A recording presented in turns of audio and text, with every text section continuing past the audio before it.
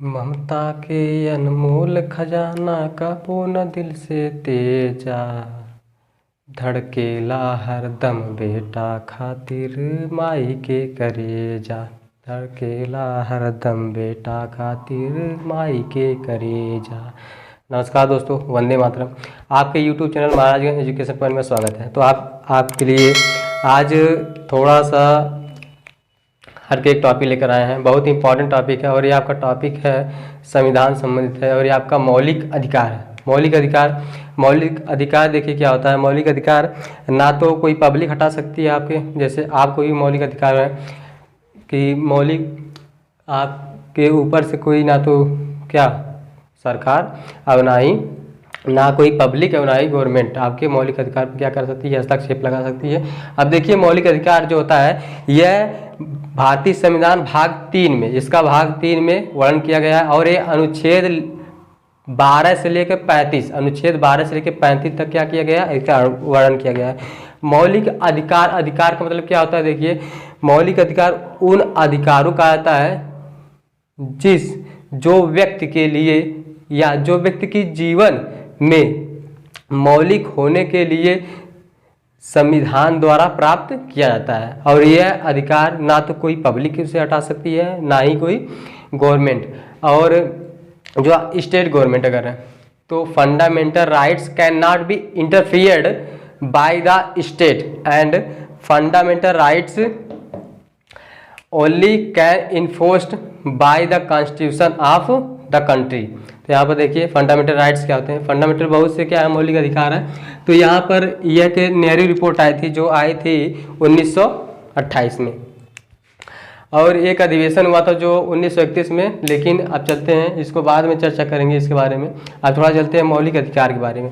तो हमारे मौलिक अधिकार भारतीय संविधान डॉक्टर भीमराव अंबेडकर द्वारा रचित मौलिक अधिकार जो का वर्णन है अनुच्छेद 12 से लेकर 35, वो भी संविधान में भाग 3 में है। तो इसमें यह कहा गया है कि वह अगर भारत का नागरिक है तो वह मौलिक अधिकार प्राप्त करने के क्या है योग्य है। उसमें यहाँ पे मौलिक अधिकार 6 मौलिक अधिकार होते हैं, जैसा कि यहाँ लिख दिया गया है। पहले से लिख दिए हैं ताकि ज़्यादा टाइम ना लगे, टाइम के बचाव के संदर्भ में क्या है पहले से लिख दिए हैं। अब देखिए अनुच्छेद 12 से 35 तक क्या किया गया है। और मौलिक अधिकार, यह मौलिक अधिकार जो है अमेरिकी संविधान से लिया गया है, जिसे भारत या संविधान का मैग्ना कार्टा कहा जाता है। क्या कहा जाता है, मैग्ना कार्टा कहा जाता है। वैसे तो फिलहाल 7 मौलिक अधिकार थे, लेकिन 44वें संविधान संशोधन 1978 के तहत 44वें संविधान संशोधन 1978 के तहत एक संपत्ति का अधिकार होता है, जो संपत्ति के अधिकार को मौलिक अधिकार की श्रेणी से हटाकर उसको संवैधानिक या कानूनी अधिकार बना दिया गया। और यह अनुच्छेद आपका 300A में रखा गया है। और मौलिक अधिकार से बहुत सी आयताएँ होती हैं प्राप्त करने के, और जो इसका संरक्षक होता है मौलिक अधिकार का, इसके हाई कोर्ट होते हैं और सुप्रीम कोर्ट होते हैं मौलिक अधिकार के। और जो इसका जो निलंबन, यह मौलिक अधिकार को निलंबित कर सकता है तो वह केवल कर सकता है राष्ट्रपति कर सकता है। क्या कर सकता है, राष्ट्रपति। वो भी अस्थायी कर सकता है, कुछ समय के लिए, कुछ इमरजेंसी अगर है तो आपके मौलिक अधिकार छीन लिए जाएंगे, लेकिन कुछ समय के लिए ये भी जो है अस्थायी रूप से नहीं होता है। लेकिन और इस पे मौलिक अधिकार में अगर कोई संशोधन करना हो, क्या करना है, प्रतिबंध लगाना है, तो उसमें आपका जो है ये आपका करेगा क्या, संसद करेगा। क्या करेगा, संसद करेगा। और निलंबन करने के कार्य जो होता है राष्ट्रपति करता है। और यहाँ पर आपका जो है इसके जो संरक्षक होते हैं हाई कोर्ट होते हैं और सुप्रीम कोर्ट होते हैं। अब देखिए यहाँ पर मौलिक अधिकार के भाग, वैसे मौलिक अधिकार कितने 6। समानता का अधिकार है, स्वतंत्रता का अधिकार है, शोषण के विरुद्ध अधिकार जिसका अनुच्छेद दिया गया है, और उसका 1 बाय 1 करके क्या करेंगे, डिटेल समझाएंगे आप लोगों को। क्या है अनुच्छेद, क्या है अनुच्छेद 14 से लेकर 18 तक, इनके अनुच्छेद में क्या क्या प्रावधान है एक भारतीय नागरिक के लिए। तो यहाँ पर देखिए पहला तीसरा दे दिया शोषण के विरुद्ध अधिकार, फिर धार्मिक स्वतंत्रता का अधिकार, 5वां आपको दे दिया है सांस्कृतिक तथा शिक्षा संबंधी अधिकार। और यह शिक्षा संबंधी जो अधिकार है यह 2002 में शामिल किया था, शिक्षा को अधिकार के। ये भी यह article 86 correction to the article 86वें संविधान संशोधन 2002 के तहत शिक्षा का अधिकार जो है आपके भारतीय संविधान में क्या किया गया था, शामिल किया गया था। और ये आपका हो गया। अब संवैधानिक उपचारों का अधिकार है, जिसका वर्णन क्या है, अनुच्छेद 32 मिलता है, अनुच्छेद 32 मिलता है। तो हम चलते हैं, अब चलती है इसको समानता का अधिकार जो होता है यह जो है अनुच्छेद 14 से 18 है। अब क्या है ये, इसके बारे में थोड़ा बात कर लें। चलिए, पहला आपको दे दिया है समानता का अधिकार। इसमें अनुच्छेद देखिए 14 है, तो यहाँ पर हम लिख दे रहे हैं अनुच्छेद 14। फिर आपका है अनुच्छेद 15, फिर आपका है 16, 17 और एक है आपका अनुच्छेद 18।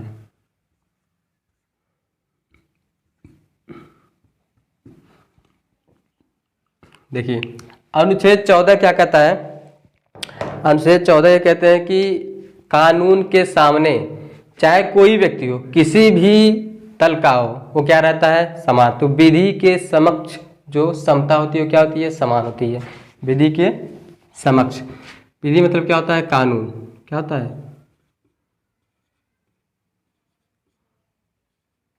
कानून के समक्ष क्या होने चाहिए, समानता। यह अनुच्छेद 14 कहते हैं कि चाहे आप साहूकार हो या फिर कोई टाटा बिरला या फिर कोई मजदूर है, तो कानून के सामने कोई भी क्या रहेगा, समान दृष्टि से देखा जाएगा। ये नहीं कि आप बहुत रईस है और कोई मजदूर है तो आपके लिए अलग प्रावधान है, मौलिक अधिकार है, और जो मजदूर है उसके लिए क्या अलग अलग प्रावधान है।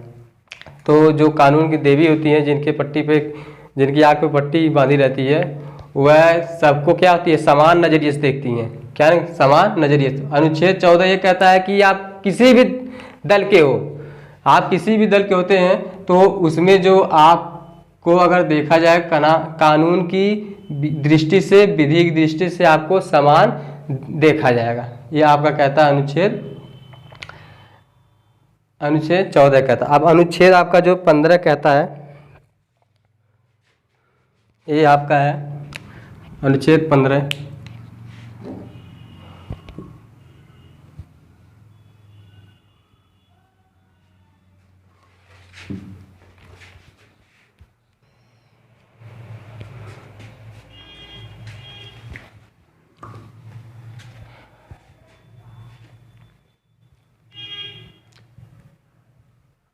आपका क्या है, अनुच्छेद 15। देखिए अनुच्छेद 15 क्या है। अनुच्छेद 15 कह रहा है पहला कि इसमें विभेद करना क्या है, निषेध है। निषेध का मतलब यह है, और यहाँ पर जो समानता का अधिकार है, क्या है, समानता का अधिकार, इसको कहते हैं equality before law, EBL before law. और ये सबसे पहले कहते एवी डेसी ने, एवी डेसी समानता का अधिकार, इक्वालिटी बिफोर लॉ, ये सबसे पहले इसका जिक्र किए थे क्या, एवी डेसी ने। चलिए, और यहाँ पर अनुच्छेद 15 कहता है पहला धर्म है। चाहे आप किसी धर्म के हो, आप किसी धर्म के हो, उसमें हम विभेद नहीं कर सकते। आप किसी हिंदू धर्म के हो, मुस्लिम धर्म के हो, ईसाई धर्म के हो, या किसी धर्म को, उसमें हम क्या कर सकते हैं, इसमें समानता होनी चाहिए, हम इसमें विभेद उत्पन्न नहीं कर सकते। यहाँ पर पहला कह रहा है जाति, या आप या निचले जाति के हो या फिर ऊंचे जाति के हो, उसमें भी निषेध हम नहीं कर सकते। हमें जो है कानून की दृष्टि से क्या होता है, सबके समान देखना है। यह अनुच्छेद 15 कहते हैं समानता का अधिकार, मतलब कोई भी शख्स हुआ वो क्या रहेगा, समान रहेगा, उसके भी पास क्या होंगे, अधिकार रहेंगे, समान अधिकार रहेंगे।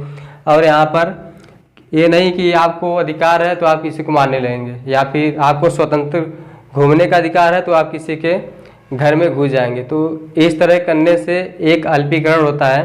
तो अनुच्छेद 15 जो अनुच्छेद 15 है अल्पीकरण, तो उसमें भी आपके जो है राष्ट्रपति द्वारा आपका मौलिक अधिकार निलंबित किया जा सकता है, वो भी अस्थायी रूप से।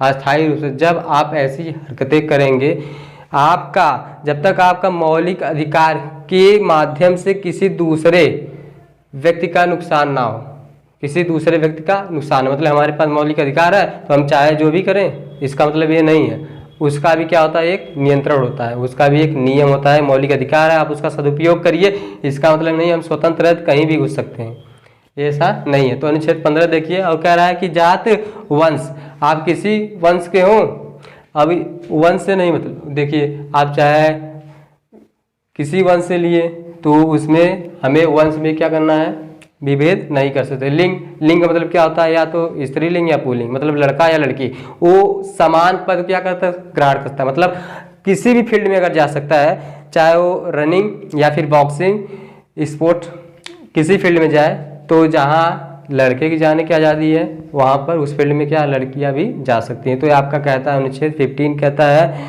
There is no difference between girls and boy according to the article 15। ये कहता है आप किसी फील्ड में जा सकते हैं, स्वतंत्र हैं, उस पर आपको क्या कोई पाबंदी नहीं है। ये जन्म स्थान, मतलब आपका कहीं जन्म हुआ है तो यहाँ नहीं रह सकते, ऐसा कोई बात नहीं है। जहाँ आपका आप स्वतंत्र है, कहीं आपका जन्म हुआ है तो ये जन्म स्थान से इस पर निषेध नहीं लगाया जा सकता है।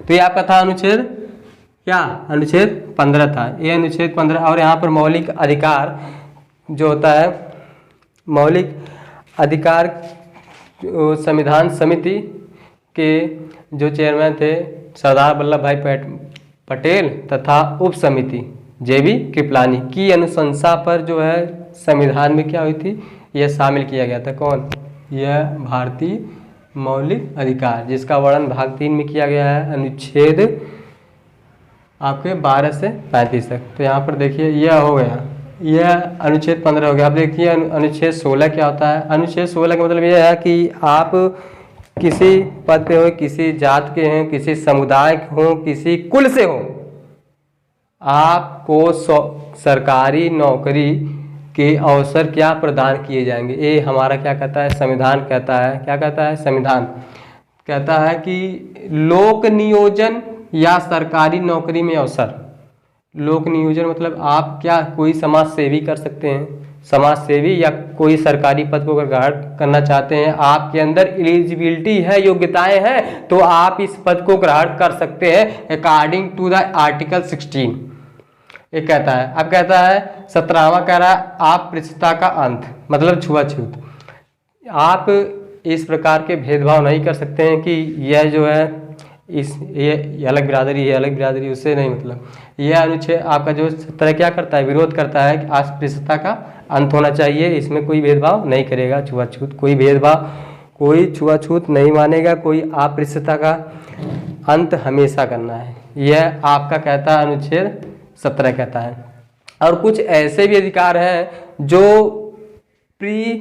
मतलब यह कि जो पहले से भी है, आईपीसी कुछ है, जैसे अब उसमें कुछ संशोधन नहीं किया जा सकता है, तो वह वैसे ही रहे आप अपने इस मौलिक अधिकार में। और यदि वह इस मौलिक अधिकार को नुकसान ना पहुंचाए तो देखिए कुछ ऐसे भी हैं, जैसे कि मौलिक अधिकार अभी आप पढ़ेंगे अल्पीकरण में, तो उसमें अल्पीकरण में क्या ये मौलिक अधिकार है कि 3 तलाक का, 3 तलाक का। अब ये जरूरी नहीं 3 तलाक, ये तो मौलिक अधिकार आपको क्या कर देगा, मौलिक अधिकार रद्द कर देगा। यह आप क्या कर रही हैं, आप जो कर रहे हैं, औरत की ज़िंदगी क्या कर रहे हैं, बर्बाद कर रहे हैं। इसलिए वहाँ से भी क्या हो सकता है, आपका मौलिक अधिकार अस्थायी रूप से निलंबित किया जा सकता है राष्ट्रपति के द्वारा। और यह मौलिक अधिकार में अगर कोई संशोधन करना होता है तो आपके सदन जो होते हैं, निम्न सदन उच्च सदन के जो होते हैं, वो बैठक होती है, तब उसमें क्या होता है संशोधन, ये मौलिक अधिकार घटाए जा सकते हैं या फिर बढ़ाए जा सकते हैं, संसद के द्वारा होता है संसद के द्वारा का होता है। और यहाँ पर अनुच्छेद 18वां कह रहा है उपाधियों का अंत है। देखिए उपाधियों का अंत मतलब आप किसी उपाधि पर हो, इसका क्या होना चाहिए, अंत। यह नहीं कि हम क्या बड़े कुल के हैं, इसमें क्या भी समानता होनी चाहिए, इसमें भी क्या होनी चाहिए, समानता होनी चाहिए। ये अनुच्छेद आपका 18वां कहता है। और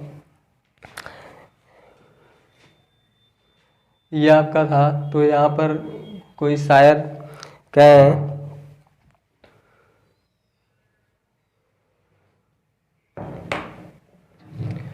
कोई संविधान शायर कहे हैं, तुम्हारी हर तकलीफ़ों का मैं एक मुकम्मल जवाब हूँ। तुम्हारी हर तकलीफ़ों का मैं एक मुकम्मल जवाब हूँ, कभी वक्त मिले उठाकर पढ़ना, मैं भारत का संविधान हूँ।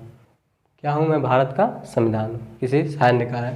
तो ठीक है, आज देखिए आपका हो पाया समानता का अधिकार हो पाया। अब जो है आपका है स्वतंत्रता का अधिकार, शोषण के विरुद्ध अधिकार, धार्मिक स्वतंत्रता का अधिकार, सांस्कृतिक तथा शिक्षा संबंधी अधिकार, संवैधानिक उपचारों का अधिकार, जिसका वर्णन अनुच्छेद 32 में किया गया है। तो आज हम केवल अधिकार समानता का अधिकार ही पढ़ा पाए हैं। इसके अनुच्छेद देखिए 14 से 18 तक पर इसमें वर्णन किया गया है। और यह आज के लिए बस इतना ही। आगे मिलते हैं नेक्स्ट वीडियो में स्वतंत्रता के अधिकार के साथ, नेक्स्ट वीडियो में। Thanks for watching my video, thank you very much. जय हिंद, जय भारत।